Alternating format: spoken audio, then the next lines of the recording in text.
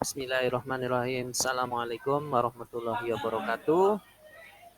Perkenalkan, saya Budi Adjar Supriyono, PGP Angkatan 7 tahun 2022. Kali ini saya akan mempresentasikan atau menampilkan materi demonstrasi kontekstual modul 1.4 tentang budaya positif, praktek segitiga restitusi. Apa itu restitusi? Restitusi adalah proses menciptakan kondisi bagi murid untuk memperbaiki kesalahan mereka sehingga mereka bisa kembali pada kelompok mereka dengan karakter yang jauh lebih kuat. Diambil dari bukunya Gosen tahun 2004. Restitusi juga merupakan proses kolaboratif yang mengajarkan murid untuk mencari solusi untuk masalah mereka dan membantu murid berpikir tentang orang seperti apa yang mereka inginkan dan bagaimana mereka harus memperlakukan orang lain. Tahapan segitiga restitusi. Yang pertama adalah menstabilkan identitas. Jika anak berbuat salah, maka ada kebutuhan dasar mereka yang tidak terpenuhi. Bagian dari segitiga restitusi memiliki tujuan untuk merubah orang yang gagal karena telah berbuat kesalahan menjadi orang yang sukses. Ketika seseorang dalam kondisi emosional, maka otak tidak akan mampu berpikir rasional. Saat inilah kita menstabilkan identitas anak. Anak kita bantu untuk tenang dan mencari solusi untuk menyelesaikan permasalahan. Tahap yang kedua adalah memvalidasi tindakan yang salah. Kita harus memahami kebutuhan dasar yang mendasari tindakan anak berbuat kesalahan.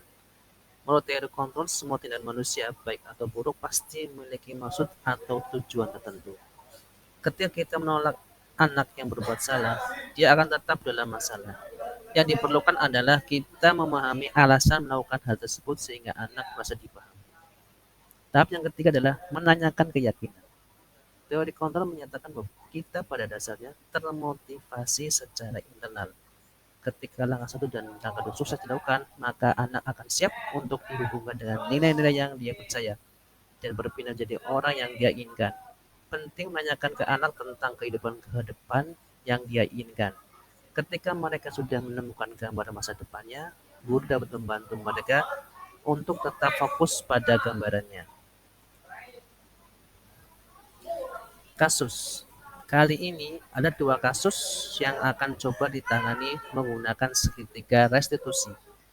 Kasus yang pertama adalah siswa tidur di kelas. Ketika pelajaran kimia sedang berlangsung, nampak ada salah satu siswa yang tertidur di kelas. Dan ini bukan saya dua kali melainkan setiap jam kimia, bahkan untuk mata pelajaran yang lain. Kasus yang kedua, siswa datang terlambat. Ketika pelajaran kimia sedang berlangsung, ada siswa yang datang terlambat ke kelas. Dan ini juga bukan sekali dua kali melainkan setiap jam kimia, bahkan untuk mata yang lain pada saat jam pertama. Sesuai di penjawaban yang saya menarik dari teman di sini, kenapa ini saya panggil, Anda tahu bahwa mungkin tidak hanya di jam kimia kayak ini, hanya mungkin di jam-jam yang lain, atau yang lain, ada laporan dari bapak ibu guru, ingat itu kalau lagi jam pelajaran itu seringnya tidur. Memang tidur di dalam kelas itu hanya wajar. Semua siswa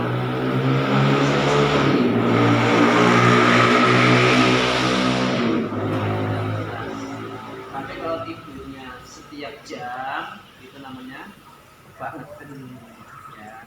Tapi kalau hanya mungkin ngantuk kemudian ditegur dulu jangan tidur terus kemudian segar kemudian itu masih hanya tapi kalau tidurnya jamnya gitu yang kan tidur jam biologi tidur kemudian jam makan yang mungkin butuhnya mungkin tidur ya, itu hal yang wajar semua orang menanam saya juga pernah juga tidur bahkan tidur di depan tapi dosen memang tidak menegur lalu ketika berjalan setengah perjalanan pelajaran biasanya nanya saya jawab biasanya ngomong kamu kan tadi tidur ini wajar oke pasti ada penyebab kenapa di dalam kelas Winanda itu tidur boleh diceritakan insomnia. Insomnia berarti susah tidur. Sudah pernah periksa ke dokter?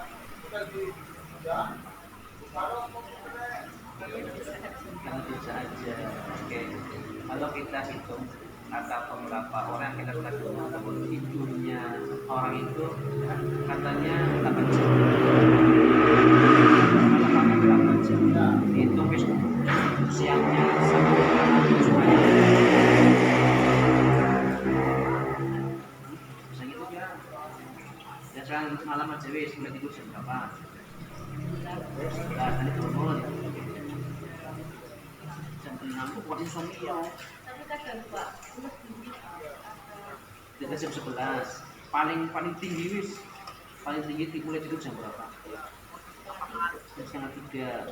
Nah di sela-sela apa itu nggak bisa tidur itu di siang, di sela-sela nggak bisa tidur itu di siang main HP. Nah itu dia, iya sudah tahu insomnia tapi mengisi kegiatannya di sela-sela supaya bisa tidur diisi main handphone. Dan handphone itu kan Anda tahu sendiri ada radiasinya. Jadi itu radiasi itu nanti akan memperparah insomnia itu. Tahu Michael Jackson ini karena apa? Iya, overdosis obat bius. Awal mulanya karena mungkin dia sibuk dengan risetnya atau karena kebintangannya nggak bisa tidur. Namanya artis dia berpikir atau pribadi. Kalau kita nggak punya dokter pribadi, paling ke puskesmas murah. Awal kata dokter pribadinya, main tak kasih obat tidur tapi dosisnya kecil. Bisa tidur. Tapi dari itu karena pengaruh obat. Berjalannya waktu, tubuh resisten dengan dosisnya kecil, nggak mempan. Naikkan dosisnya, oke? Bisa tidur. Terus berulang kali sampai dosis yang tertinggi pun nggak bisa tidur, dinaikkan dosisnya. Dokternya, namanya sifat alamiah manusia, dia butuh tidur. Tubuh juga butuh tidur. Maka dokternya kasih resep bius. Dosisnya kecil dulu bius, bisa tidur. Tapi karena dari pengaruh obat bius. Terus sama saja jadi pemakan obat tidur, dosis kecil mempan. Kalau lama tidak mempan, akhirnya ujungnya tadi, hanya pakai dosis maksimal, tapi tubuh nggak kuat nahan. Hanya terjadi adalah naik biasanya wafat. Jadi karena Winanda mengaku sendiri insomnia sehingga terbawa kegiatan pribadi. Sehingga ketika dia belajar mungkin nanti efeknya ketika menjadi jadi orang mungkin akan di mumpung ini belum terjadi di dunia kerja atau di dunia perkuliahan, maka ini harus segera diobati. Paham ya? Jadi tidur 17 itu wajar. Kalau tidur setiap hari itu yang wajar. Oke, sekarang Anda yakin bahwa tidur di lapas adalah sesuatu yang tidak bagus? Yakin ya? Kira-kira melanggar norma apa? Tidur di lapas. Apa? Sopan. Jadi kesopan adalah nilai normal ya, nilai adalah nilai yang bagus ya. Jadi kalau saya marah berarti saya tidak bagus, saya tidak baik. Maka kita harus memperbaiki biar melanggar tidak melanggar keyakinan tentang kesopanan. Nah, kira-kira kita pikirkan bersama solusi bagaimana supaya saya bisa tidur di malam hari atau di larut malam, sehingga di pagi harinya saya bisa melek atau tidak tidur dengan jelas. Kira-kira punya solusi apa? Kurangi bisa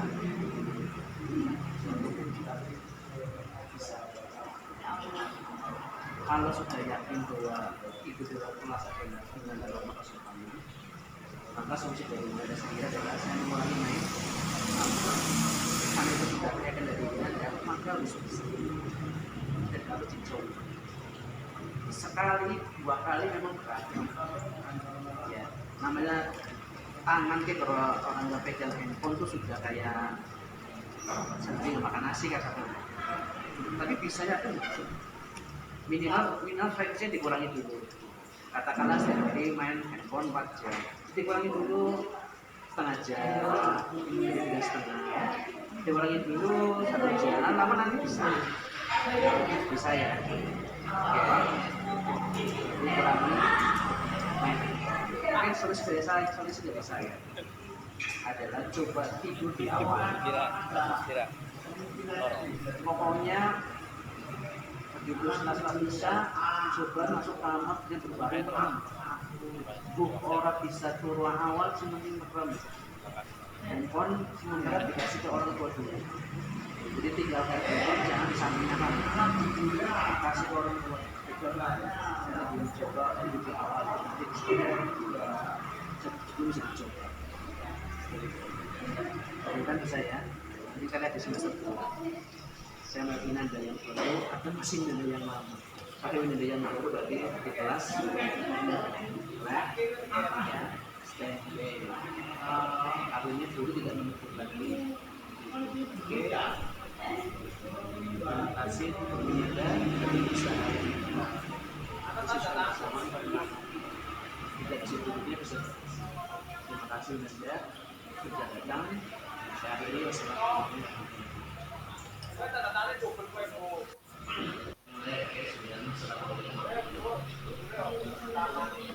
Terima kasih sudah datang atas saya. Nggak usah apa sih istilahnya sih itu pamer atau itu nggak usah cukup, tidak usah nafas. Ini hanya untuk membantu Anda dalam memecahkan masalah. Di pelajaran dunia Anda kan sudah akan terlambat. Ya kan? Sekarang saya tanya, memang dulu waktu saya sekolah SMA itu pernah mau datang teman, tapi alhamdulillah sebelum masuk ke kelas apa yang dulu ada gurunya ada dalam kelas, ya kan nggak ada, alhamdulillah. Memang di pada barang penyakitnya itu adalah siswa sering terlambat.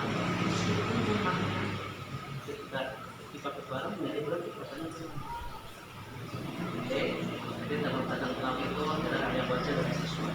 Tapi kalau misalkan terlambat setiap hari itu tidak wajar. Kalau sekali 2 kali wajar. Tapi kalau setiap hari terlambat sudah dikasih teguran akan dihukum oleh guru BK. Ini terlambat juga itu namanya bukan wajar, punya keterlaluan. Jadi saya siswa bisa dengan terlambat. Itu ada kata wajar. Berikutnya adalah kenapa datang terlambat? Dikatakan.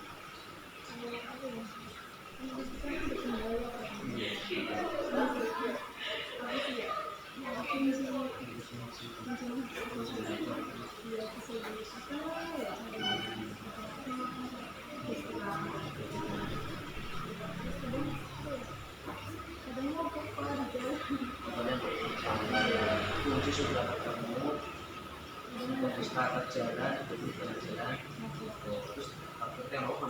Apa digendong?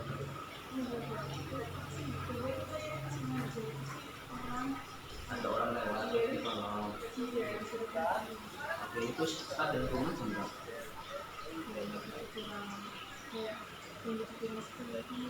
Rumah ini ada sekali. Oke. Kalau terlambat itu adalah suatu perbuatan tidak bagus. Ya. Ini baru di sekolah. Coba kamu pikirkan kalau misalkan datang terlambatnya itu ketika di dunia kerja. Bayang aja kalau lambat di kerja, reaksi kira-kira kamu datang di kantor atau di tempat kerja. Ketika datang terlambat, itu sudah ada revisi ya. Misalkan katakanlah ambil sampel misalnya kerja di bank, bahkan ada teller, ada customer service, katakanlah mereka bertanya tentang teman-teman Anda, kemudian ada review dari tugasnya, Anda datang terlambat, begitu masuk ruangan kira-kira gimana? Langsung yang pertama sih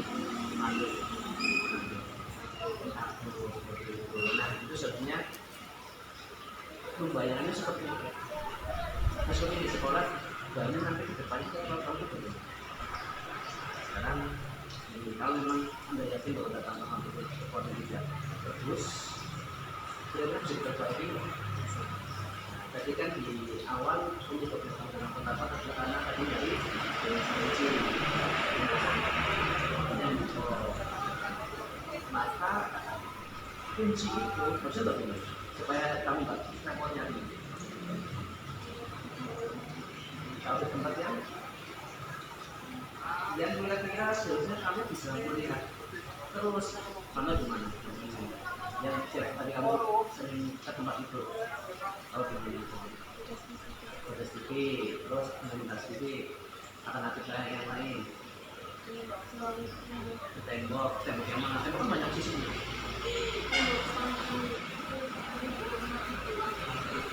atau sampingnya sini bagaimana kan enggak kan pasti bercermin bukan ya kan menurut saya sendiri terus itu solusi untuk biar kuncinya tidak nyari mungkin kalau motor mogok cara memperbaikinya bagaimana mungkin sudah dicermin untuk gimana yang kamu lihat terus ya kita ngajar mogok itu cara memperbaikinya bagaimana ya berarti harus ada apa servis rutin iya ya namanya mesin nggak mungkin selamanya benar ada perbaikan bisa ya jadi sudah sepakat kunci terlambat itu kan dari kunci maka kunci taruh di tempat yang sering kamu lihat nah kunci di depan cermin juga cermin ada paku cermin yang berangkat tuh ya kunci termogok kuncinya tadi minimal 1 bulan tadi cek kondisi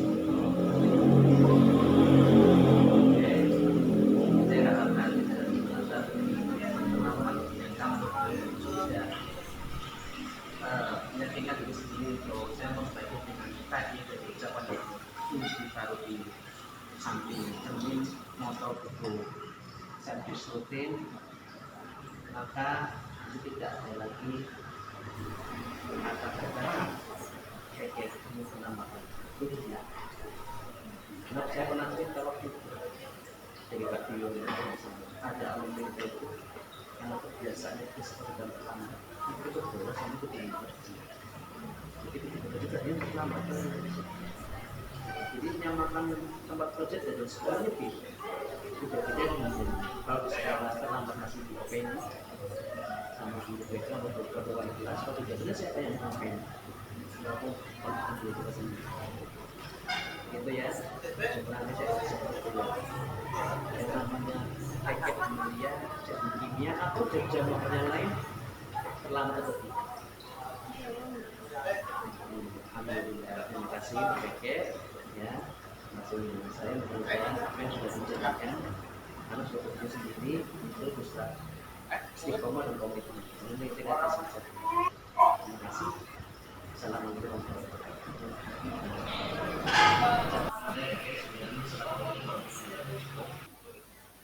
Sekian persembahan dari saya, mudah-mudahan manfaatnya. Terima kasih. Guru bergerak, pendidikan Indonesia maju lebih baik.